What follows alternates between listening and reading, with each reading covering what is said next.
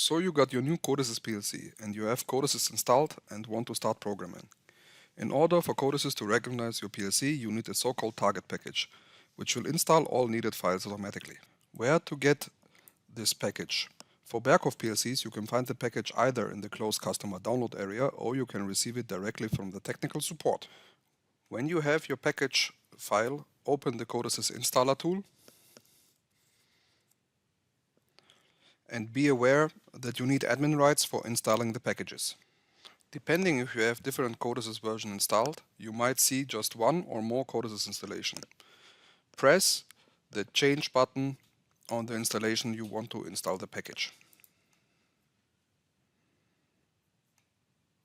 You will now see an overview of all packages that are already installed. To install your own package, click on Install File. Now go to the file location of your package and open the file.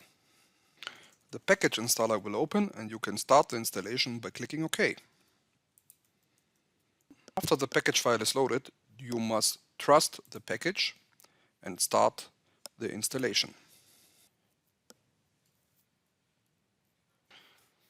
The package installation is now finished.